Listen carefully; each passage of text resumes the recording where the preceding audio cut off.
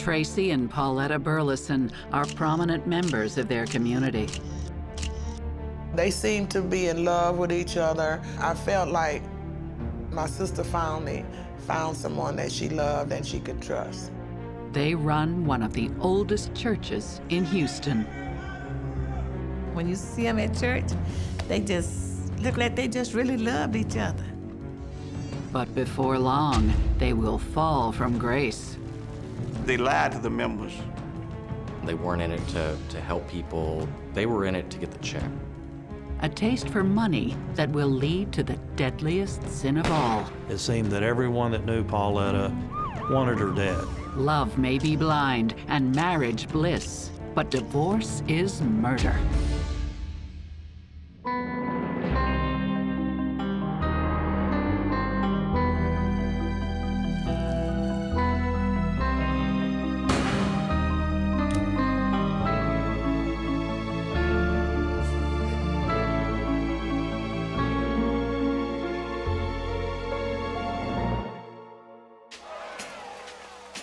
It's July of 1995. Family and friends are gathered to celebrate the wedding of Tracy Bernard Burleson and Pauletta Ross. Pauletta's sister, Joyce Bingham, is a bridesmaid. She wore a beautiful dress. It wasn't white, of course. He had on a suit. It was really nice. It was nice. Their love story begins a year earlier in the 5th Ward at the First New Mount Calvary Baptist Church. This church is one of the oldest in the 5th Ward, a section of Houston settled by African Americans after the Civil War. Here in Houston and in the 5th Ward, in the South in general, churches play a big part in people's lives. It's a place where people gather, where they make their friends, where a lot of people make lifelong relationships. It's sort of the center or social hub of a lot of people's lives here. Members of this congregation remember the atmosphere fondly. When you go to First New Mount Calvary, you felt special, even if you didn't know nobody. You were one of us. The preaching was good, the singing was good, everything was good, so I just really liked about it. It wasn't just for the members, it was for the neighborhood. And that's what makes it a good place. Tracy Burleson grows up in the church and dreams of one day becoming pastor. Pinky Johnson has been a member for nearly 50 years. She recalls Tracy as a boy. I was a matron at the church and worked with the young children. And Tracy, he was in the choir and he played the drums and he just did good things. Religion is a big part of Pauletta Ross's life as well. After her second divorce, she starts visiting First New Mount Calvary looking for emotional support. Her sister Joyce is already a member of the congregation. I invited her to the church because I wanted to make sure she was all right, you know. At the time, Tracy is just out of a relationship. He is 28 and she is 40. Despite their age difference, sparks fly almost immediately. Psychotherapist Stacy Kaiser and forensic psychologist Brian Russell think Tracy and Pauletta's feelings were in line with their common interests. He's younger, he's charismatic, he's engaging, and it's a little bit of a lift for a woman to think, wow, I got this young guy who's up and coming and something that I'm interested in, which is the church. She was admiring his aspirations to be a pastor in the church, and that felt good to him, that she believed in him and he could achieve that and everything. I think that Tracy wanted someone who would look up to him, and Pauletta looked up to him. Less than a year after they meet, Tracy and Pauletta are married. They seemed to be in love with each other. I felt like my sister finally found someone that she loved and she could trust. Both Pauletta and Tracy have children from previous unions. But Pauletta's kids are now grown, and Tracy's 12-year-old son, William, lives with his mother. the new couple decides to take in foster children and start a brand new family. I'm the one that talked her into it because I was telling her so many kids need help. You know, it's so many children that's looking for love, you know, and I felt like she had the love that she could give them. The family moves into a nice home in a good neighborhood and settle into their lives together. When you see them at church, they just look like they just really loved each other. But to Tracy, one person is still missing in this perfect family portrait.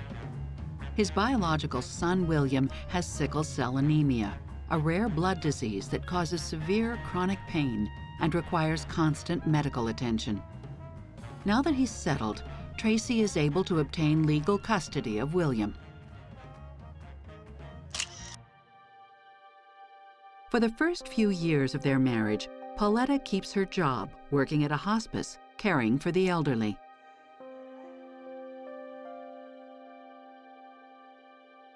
While Tracy works assisting different pastors around Houston. They just serve God, you know. They believe in serving God. They believe in doing some of the things, the right things that God wanted them to do. But Tracy's wishes to run a congregation haven't quite panned out. You stay a little while, you move somewhere else. Then, 12 years after his wedding, Tracy finally gets his dream job. In July of 2007, he is made pastor of the church where he and Pauletta met, the First New Mount Calvary Baptist Church. But he gets the job not because of what he knows, but who he knows. Members are getting ready to vote from a list of possible candidates when two deacons force them to choose Tracy. One of the deacons is his stepfather. Tracy's dad and this other deacon brought Tracy in on a Sunday morning and put him in the pulpit and said he was the pastor.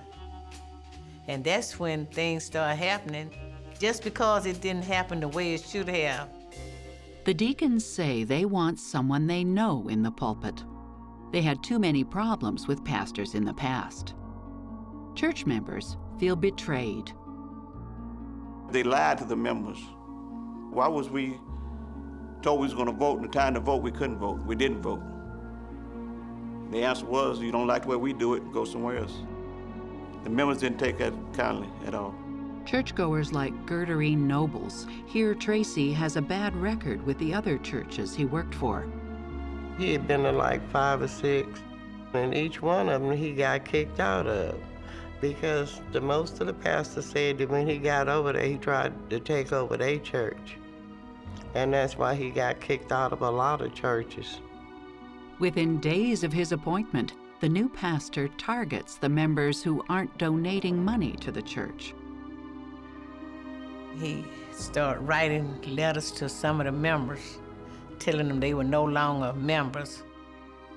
Tracy also overhauls different departments to his liking. He went from the way that we have been doing things to the way that he wanted to do things. He told the musician or something, if he couldn't play what he wanted him to play the way he wanted to play it, he needed to get off the piano. I mean, he wouldn't try to work it out with you. That's just the way he was. Nobody wanted Tracy at that church. And when I say nobody, nobody. Pauletta doesn't make many friends either. She didn't go out and say hello to people, which is unusual for a pastor's wife. A pastor's wife is sort of the social director of a church, right? She was just like her husband, cocky. Everything had to be done her way. If the atmosphere weren't strained enough, a year later, Hurricane Ike tears through Houston, damaging the little church. But there's an even bigger storm brewing inside the congregation. None of the members saw any of the money. I mean, none of them.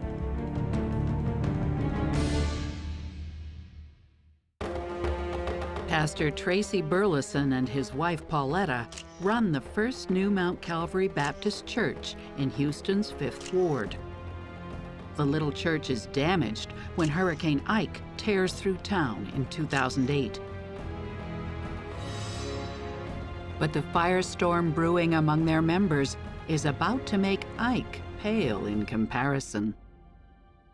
The first Sunday after the hurricane, congregation members are in need of comfort and guidance. Tracy proudly announces that New Mount Calvary qualifies for aid from a federal agency.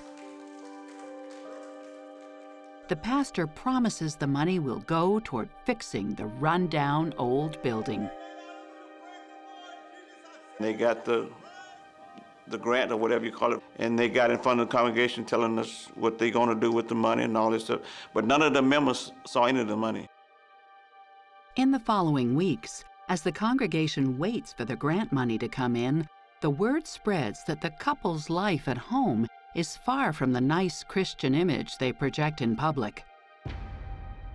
Stories also surface that only 3 years prior, the Burlesons were charged with abusing one of their foster children using an extension cord and a wooden board. They weren't in it to help people. They weren't in it to help kids. They were in it to get the check. There was a lot of abuse, and it seemed like a pretty terrible home. Tracy and Paulette had a ragged relationship, and I've heard rumors that she was more dominant than he was, and they even heard rumors that she would whoop him, she would beat him. Pauletta is also hard on Tracy's son, William. She mocks him for having sickle cell anemia and subjects him to punishments that verge on torture.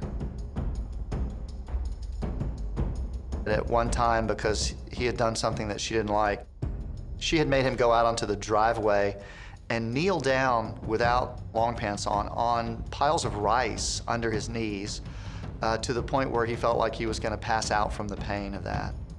William eventually finds comfort in a friend named Tyone Palmer. She works at the hospital where William goes when he's sick. After a while, she becomes a kind of caregiver to him, and he even brings her around to his father's church. By 2009, the rocky home life with Pauletta prompts William to move out of his father's house and in with Tyone's family. Tyone took him in. She allowed him to live with her. He helped take care of her children. So William looked at her almost like a mother figure. Tyone offers William an escape from a dysfunctional household. She offers him mothering and nurturing and caretaking that he's not used to. William's fragile, and I think he decides to live with Tyone because it's like a respite. It's a place where he feels safe and loved and cared about. I think that Tyone put herself in a position to exercise profound influence over William. I think that a kid to whom she gave what she gave him in terms of filling the void in his life would probably be willing to do just about anything she asked to maintain her good graces. Meanwhile, at the church, a movement to oust Tracy is gaining momentum amongst the parishioners. One of the allegations against the pastor is of particular interest to his wife. The allegation was that he was having girlfriends at the church. Pauletta is not pleased. Oh, she verbally talked to him, told him, that if he didn't stop this or he didn't stop that, but he always managed to sneak around to do whatever he wanted to do. Behind closed doors, Pauletta begs Tracy to quit cheating on her. But in public, she chooses to stand together with her husband. I think Pauletta stayed with Tracy Burleson because she too enjoyed the power that they had together and being the pastor's wife and kind of being a pillar in their society. And she probably also loved Tracy to an extent. They used each other. They saw advantages to being with each other for one reason or the other. And the fact that they had coupled up and were in it for themselves together seemed to work for them. At the church, the long-awaited grant money never emerges. members suspect that the Burlesons are using it to fund a whole new lifestyle. Things started looking a little bit brighter for certain people at the church that held position. I mean, the wardrobe looked different, the vehicles looked different, and you know, that stands out. I mean, The members can't forgive or forget. all they wanted was just a fair chance to voice their opinion, and they never were given that a chance under Tracy. Never did. Never were. Anytime the members ask to see the church's financial statements, they get the same answer. They don't exist. Our finance reports are whatever I tell you, that's your finance report. They don't show you, they tell you. And you accept it or you don't accept it. For us, you know, they look at it. But the unified front Tracy and Pauletta present to the public is about to crumble. Tired of his cheating ways, Pauletta leaves Tracy. Rumor has it she catches him with one of his mistresses in bed. There's no way in the world that I would have went to a man's house and bickered with his wife. You don't go there at that place that they reside in. This time, Pauletta packs her bags and leaves. She was just tired. She was just tired of putting up with the foolishness, and he would date 2 or 3 different people. I think Paulette left to try and bring him back to her and to tell him that he couldn't wander with these other women, that he needed to be home and he needed to be with her, because it didn't make her look good.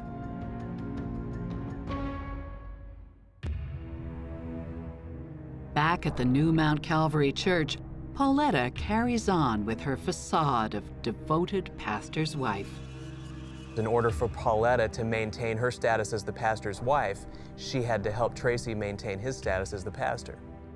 Here we have Pauletta, who is trying to do everything she can to make Tracy change. She yells at him, she threatens to leave him, and at the end of the day, none of that's going to matter because he is getting too much benefit out of being exactly the way he is. And the more a person can get away with doing bad things, the more likely they are to keep doing them. But it's about to get worse. In April of 2010, Pauletta catches Tracy in another affair. They had a meeting at church, and she had left to go pick up her prescription. Well, she said she was gonna go on home, but she didn't go back home. She went to the church, and lo and behold, he was having sex with this special girl. Tracy is having sex in the church with a member who is mentally challenged. She tore him up and her up, and she tore the office up. When Pauletta calls the deacons to denounce her husband's behavior, it adds fuel to the ongoing effort to get rid of Tracy. The news spreads like wildfire among parishioners. One of the deacons called and told me about what had happened. I was shocked. I was like most members, I was really shocked. The fact that Tracy would be in the church and get caught having sexual relations with a person with a cognitive disability says a lot about his character. Having sex with a person with a disability is not only immoral, but it's about needing a sense of power and control. The fact that he's doing it in the church indicates a profound disrespect for the institution that he claims to represent and believe in. We've seen this behavior from an alarming number of prominent pastors over the years, where they have these positions that give them access to others' adulation, others' affection, others' money, and if they are decent people who are in it for the right reasons, then they will use all of those things to try to improve the lives of others. If they're sociopaths, then they'll use all of those things to try to improve their own lives. And it certainly seems like Tracy falls into the latter category. The pressure builds on Tracy to quit, or at least acknowledge what he's done. When the pastor stands before the congregation only a few days after the blowout, many members expect some kind of apology. They are given none. But in a strange twist, the congregation learns that Pauletta just moved back into the family home with Tracy. To be truthful, at that point, my respect level dropped tremendously. Led by some of the deacons, a group of members decide to file a civil lawsuit to dismiss Tracy. In March, Pauletta Burleson caught him having sex inside the church. But in the following days, with Tracy's back against the wall, the congregation members wake up to some horrible news. First New Mount Calvary Baptist Church mysteriously burned to the ground. I was at home, and my younger brother lives about 3 blocks from the church. So he called and said, hey, Charles. I said, what, man? He said, do you know your church is on fire? My church is on fire. I said, yeah. Church members are devastated. Some of them openly accuse Tracy and Pauletta of arson, citing that the motive was to destroy evidence of where the grant money had gone. By this point in Tracy's life, the facade that he has created has started to fragment, if not begin to fall apart. And so a person who's built their life upon a facade, when that starts to happen, will do almost anything to try to hold it together. Because if it does completely fall apart, then they'll feel as if there's nothing left to live for anyway. So it's almost as if they've got nothing left to lose, and they'll go to amazing extremes like arson and even beyond to try to keep that facade intact. Let's not forget that Tracy has already gotten away with a lot of things he's done wrong. So of course he would think to himself, if I burn down the church, I'll get away with that too. I think it was a cover-up. They did that to cover up all the stuff that they were doing that was not right at that church. And I'm still upset about it, that they would do something like that. It was such a terrible feeling. I can't explain how I felt, because the church had been there so long, and I said, if you don't want something, you just leave, you know, to destroy God's house. Just leave, you know, if nobody wants you. Let the church say amen again. Amen. I'm gonna wait till the train pass by, that we'll be able to hear. But the next Sunday, in spite of an ongoing arson investigation, Tracy and Pauletta hold a service right outside the church. And I'm gonna keep my eyes on God. Now I'm keeping, because guess what? I can't do nothing without God. Still traumatized by the fire, only a handful of parishioners shows up.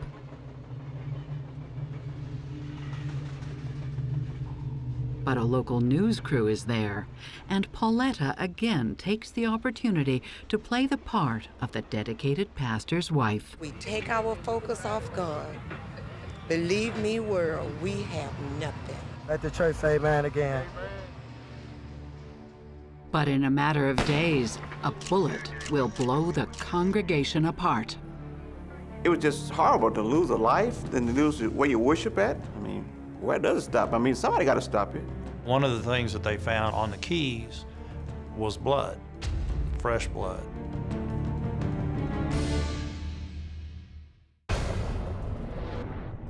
A suspicious fire has destroyed the First New Mount Calvary Church, and an arson investigation is underway.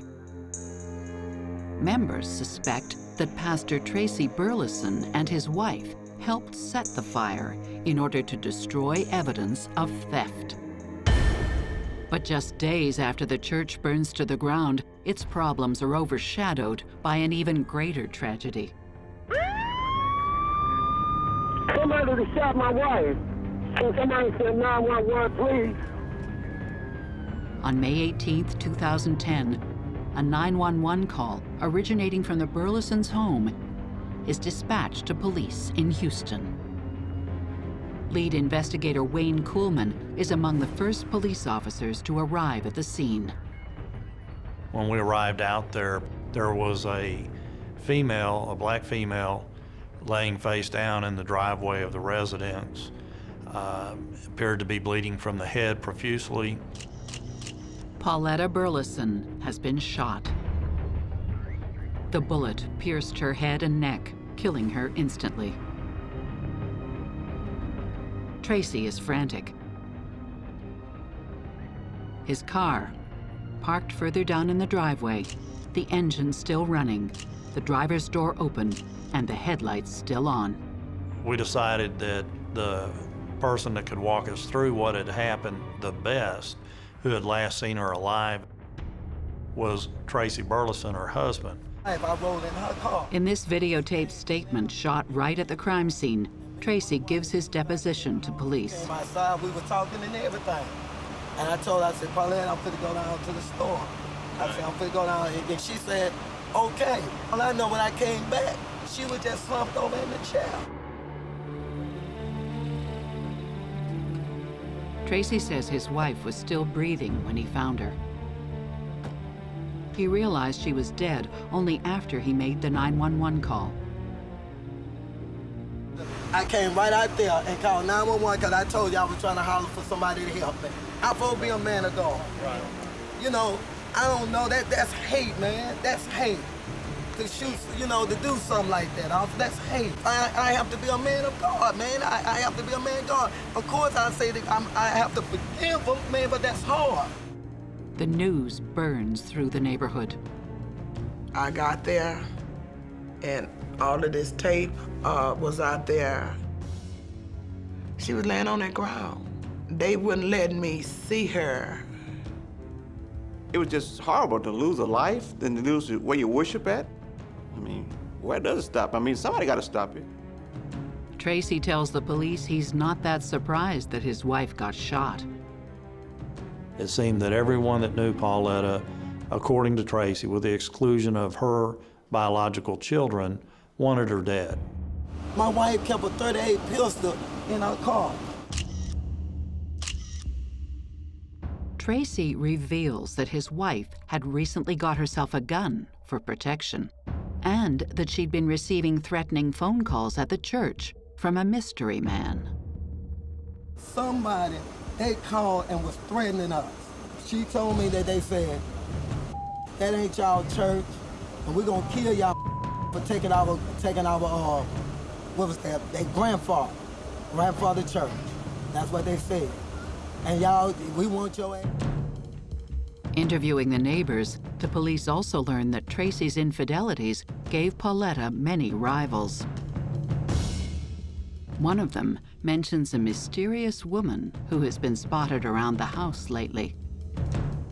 What we started to learn was this was not your model Ozzie and Harriet family, that there was a lot of controversy in the marriage, not just between Pauletta Burleson and Tracy Burleson, but in their professional life where he was a pastor of the church. The detectives are still investigating the crime scene when William, the pastor's son, shows up. He came over, and one of the things that happened was he locked eyes with his father. It wasn't a look of compassion or a look of concern. It was more of just a serious 1,000-yard blank stare. Sergeant Kuhlman interviews William and notices he's acting a bit strange. William says his friend Tyone Palmer picked him up from a friend's and dropped him off at the crime scene. To corroborate William's statement, the investigators track Tyone down. Tyone lives in the neighborhood. She has William Fuller living with her. If there was something going on, she might or might not know who this person was in the neighborhood that the affair involved. Tyone tells police she doesn't know anything, adding that she barely knows the pastor and his wife. She didn't know much about Tracy, and there was no relationship, and her whole concern was with William. Meanwhile, Kuhlman dispatches one of his men to look into Tracy's alibi. The pastor's claim that he found his wife's body after picking up a snack at the corner store simply doesn't check out. When the crime scene investigator drove from the store, we were able to determine that the store would have been closed at the time that Mr. Burleson claimed to have gone to the store and made purchases. Back at the crime scene, the absence of any food or drink in Tracy's car also seems to contradict his deposition. Mr. Burleson had claimed that upon returning home, he drove in the driveway, just got out of his car, went to her, started trying to see if she was okay, started making phone calls, trying to get help, and that he never got back inside his vehicle. Once you actually saw how he reacted and the story that he told about how he got chips and he got something else to drink, and then the police saying that there's absolutely nothing in the car indicating he had any of that, it just didn't make sense. But what police actually do find in the car are Tracy's car keys with fresh blood on them. The pastor suddenly appears like the most obvious suspect, but police don't have enough evidence to pin him down. Pauletta's funeral is a few days later.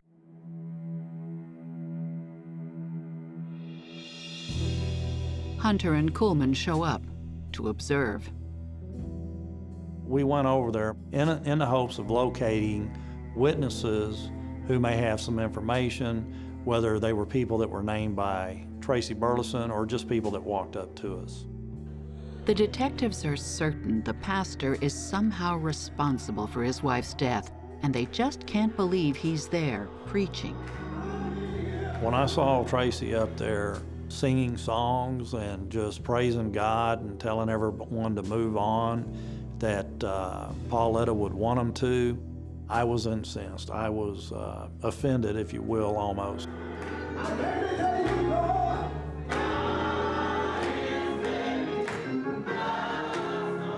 Tracy has no concern for other people, but what he is a great showman. He has charisma, and he is doing his ultimate performance at the funeral. It's another opportunity for him to play the martyr. As painful as this is for me personally, I'm standing up here today because I know what a loss it is for all of you, and I want to be here as your pastor to ease the burden of this on all of you. At the end of the service, mourners are invited to say a few words in memory of Pauletta. Sergeant Kuhlman gets up and vows to catch the killer. He also makes it very clear who he thinks did it. And then he turned on the pulpit and looked at Tracy and said that we're gonna get our man. I want y'all to know we will do everything that we can to get to the person that took Pauletta. Amen.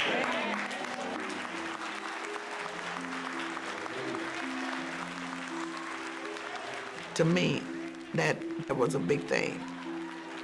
The whole congregation stands up and applauds Kuhlman, and he gets a standing ovation. And I think everyone in the congregation knew that Tracy had something to do with Pauletta's murder. But police will soon learn that nothing is what it appears to be in this case, including the identity of the killer. Fact is, she fooled both of us. He wasn't nothing but the devil from hell, just on earth, here on earth.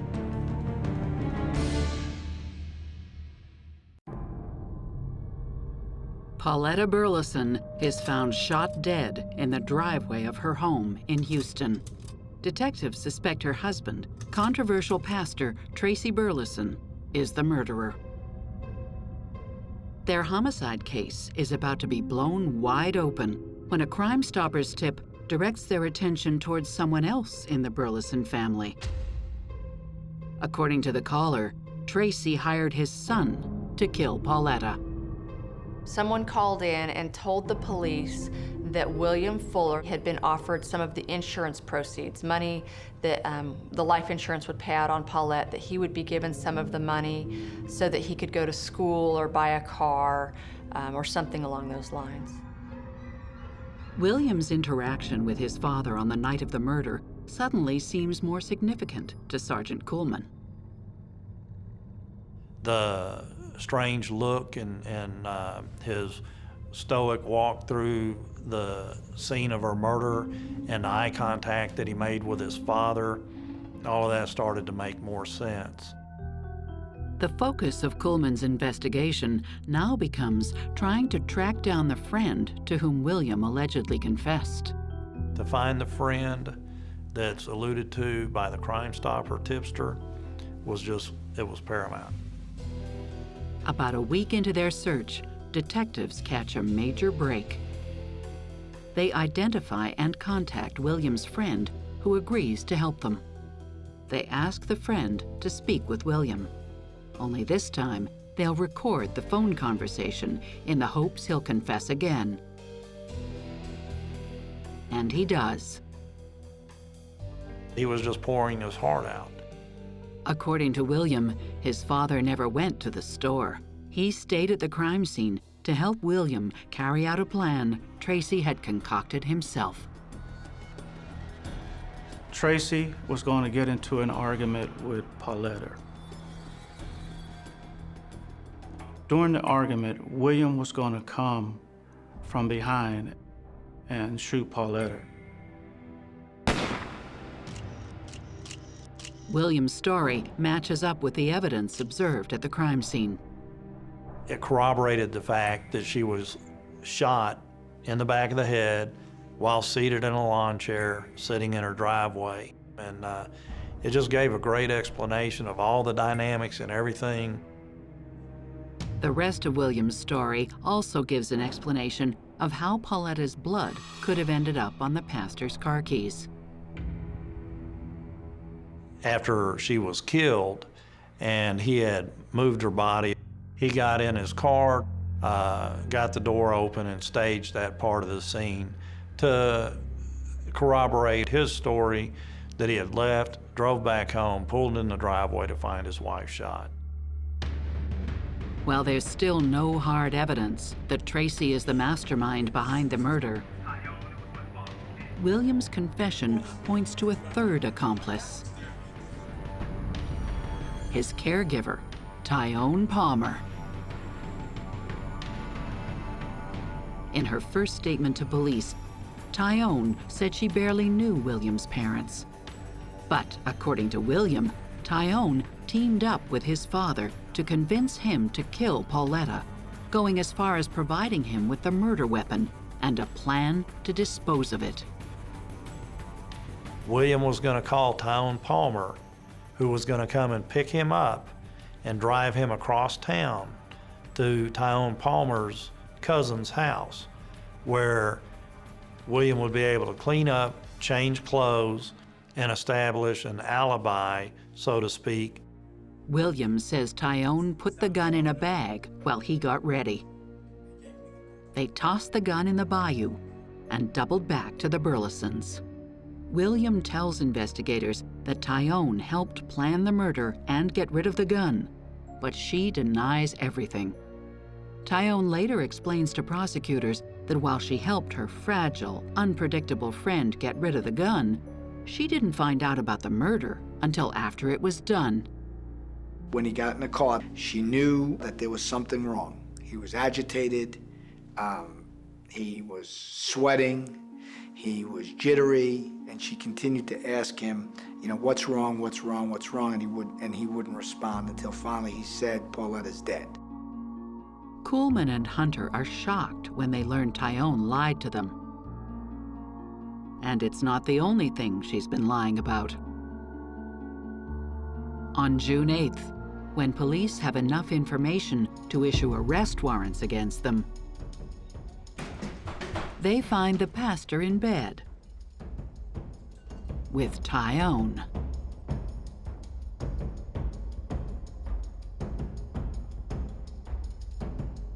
If I had to grade Tyone Palmer on her ability to lie, she would be in like the top 3 of the best liars I ever met in my life. Actually, that's sort of a joke Sergeant Kuhlman and I have between each other, because he says that she fooled me, but the fact is she fooled both of us. But William has more surprises in store. We learned from William that he also slept with Tyone.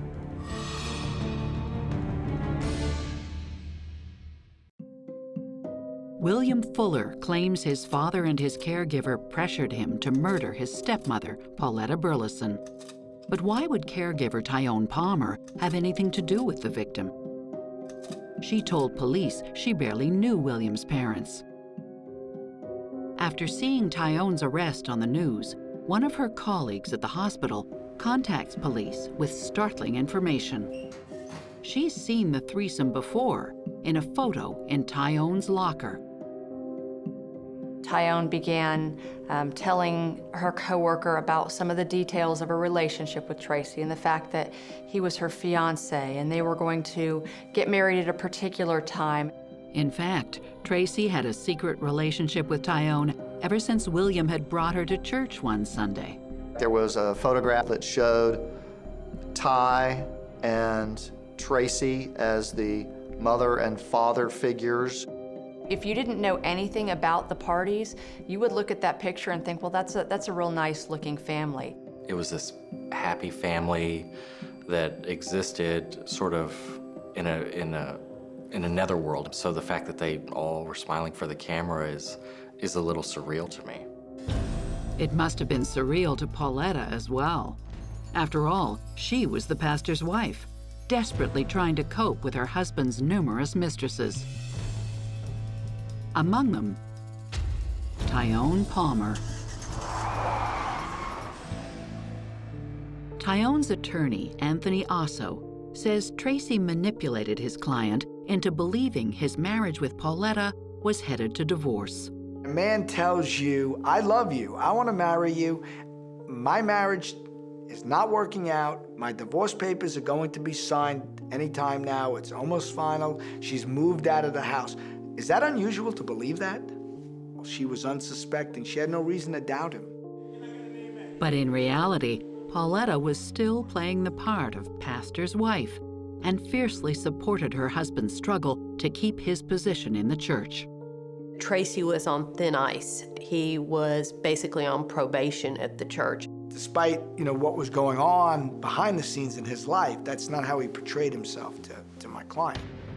But after Tracy's last sexual misconduct in the church, Pauletta decided she had had enough and seemed ready to hang Tracy out to dry. Tracy had no other source of income. Everything that he did was through that church. That was his position of power. Police learned that during the same period, Tyone texted her colleague from the hospital, saying she was desperately looking for a gun. She showed us text messages between Tyone and herself, asking her to get a gun for her. She would get a reply, what kind of gun? Tyone, I don't care, whatever will get the job done. This new evidence reinforces William's story that Tyone provided him with the gun to kill Pauletta. But Tyone's defense attorney, Anthony Osso, argues William is no better than his father, an erratic liar whose contempt for Pauletta drove him to take her life. He would kill her regardless of whether Tyone Palmer ever entered his life. This was not a pre-planned act. It had been brewing, building up, and he was capable of snapping at any time. William certainly had reasons to hate Pauletta. As a teenager, he'd chosen to leave home because she mistreated him. But why would he now involve Tyone, the Good Samaritan who had gone out of her way to care for him? She had given him shelter from Paulette and had given him a place to live and had made him part of her family. But the truth is far stranger. In fact, William did not see Tyone as a mother figure. Not anymore. We learned that William, and it came as a very shock to us, that he also slept with Tyone. William loved Tyone so much, he even had a tattoo of her lips on his neck.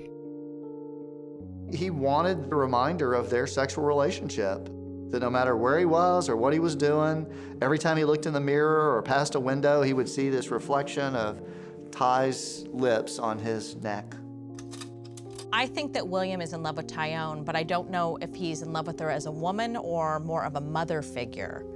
What I see with him is that he wants to be close to her. He wants to please her. He wants to make her happy at whatever cost.